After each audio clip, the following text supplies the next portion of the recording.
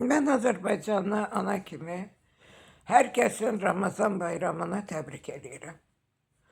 Mən buradan o xeyir-sevər özlərini adlandıran insanlara deyirəm ki, Azərbaycanda autizmli kasıb uşaqlar əziyyət çəkir. Bəli, var Azərbaycanda autizm mərkəzi. Amma orada elə bir qiymətdir ki, kasıb uşağın duxu çatmaz onun atasının, anasının. Orada onun üçün hər hansı bir nə bilim tədris keçirsinlər, neyləsinlər. Atalarla, analarının qiyməti qoyulub orada o pulun üstünə ki, ona görə də ki, orada 15 nəfər var 2 hektarlıq torpaq sahəsində. 15 nəfərin də ki, ayda 4-5 min verirlər öz uşaqları üçün. Bizim uşaqların boğazından kəsib öz uşaqlarının müalicələrinə verirlər. Bax, Azərbaycanda durum budur. İndi mən də sizdən bu ki, özlərini xeyir-sevər adlandıran, hansı ki, Mehriban xanım hər hansı bir tədbir keçiriləndə xeyir-sevər insanlar hamısı düşür əl-ayağa ki, hə biz də yardım eləyəcək. Bir dəfə də kişiliyiniz olsun, kasıb uşaqlara, ehtiyacı olanlara kömək eləyən. Onlara tədris müəssisəsi açılmalıdır. Amma ki, heç adicənə torpağı, gözləri var, onların torpaqları var. Yalandan deyirlər ki, sürüşmə zonasına düşüb, o sökülməlidir. Onun üçün o yazıq, o QHT-nin rəhbəri çöllərdə qalıb, özü qarajda qalır, 2 dənə autizmli uşağı var, özü xəstədir. Bunlara heç bir fikir vermir. Mən buradan şəxsən özüm Adil Əliyevə müraciət eləmək istəyirəm. Adil Əliyev, gözün doymur qaqa. Və bu qədər də olmaz axı. Mən sənin ərazində keçən səfər götürmüşsən güya ki, nəsə tədbir keçirdirsən, uşaqlara artistlik edirsən. Yasamal rayonunun qeydiyyatında olanları, o uşaqları, Kəmalə xanımı gətirmişsən uşaqlarla. Baxıram, görürəm ki, güya ki, tədbir keçirdirsən.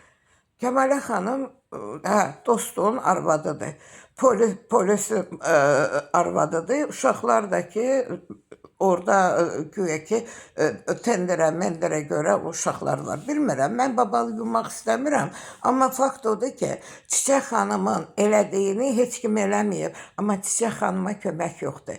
Çiçək xanımın vəziyyəti o qədər ağırdır ki, yazıq qalıb, o uşaqlar əldən gedir. Uşaqlar artıq kletkalarda qalır. Bunu bir-biriniz görün də, neçəsinə zəng eləmişəm. O həccə gedən həccilərə zəng eləmişəm, hansı milyoner həccilərə. Mən yenə də deyirəm ki, mən onlara yenə deyirəm, Azərbaycan xalqının haqqını halal eləmirəm. Haram, haram, haram, haram, haram xoşları. Bax, bunu deyə bilərəm. Başqa nə deyəm? Kəmaləddin Heydərova zəng edirəm. Telefon bloka düşür. Arvadına zəng eləmişəm, sözümü demək istəmişəm, götürür bloka salır. Siz kimsiniz axı? Mənə o maraqlıdır, siz kimlərsiniz? Pulla adam olmaq olur? Yox. Pul insanı adam eləmir. İnsan anadan gəlmə adam olmalıdır. Kimə zəng elədik? Eyni məzmun, eyni variant. Ona görə də ki, mən buradan siqnalımı cənab prezidentə demək istəyirəm ki, bu qədər haqsızlıqlar eləyirsiniz də, amma uşaqlar haqqında bari eləməyin də. Necə sən uşaqların 42 yaşında qızın əlindən tutub balaca bebeş kimi yanında aparırsan, hamının balası onun özünə əzizdir də. Qoy bir dəfə də ki, sən bu millətin balalarını elə də. Demirəm ki, millətin böyüklərini elə, millətin balalarına. Burada Mehriban xanım özünü elə aparır ki, elə bir günən ki, bundan başqa Azərbaycanda adam yaşamır. Mən də ona görə deyirəm ki, vallahi insan deyir, ağac bar gətirdikcə, başına aşağı dəyir. Amma siz yox, get-gedə. Həqiqətən, bax, məsələn, baxırsan, görürsən, Ermənistanın Paşinyan gedəndə xaricə birinci erməniləri ilə görüşür.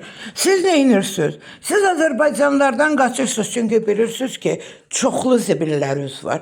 Ona görə də hamıdan qaçırsınız. Qutarın da. Da yığdığınızı yığmışsınız. Balalar onun altında var, amma onu necə onlar gələcəkdə idarə eləyəcəklər, onu hələ müəmmalıdır. Əsas odur ki, balaca uşaqlara qıymayın siz. Allahınız olsun da.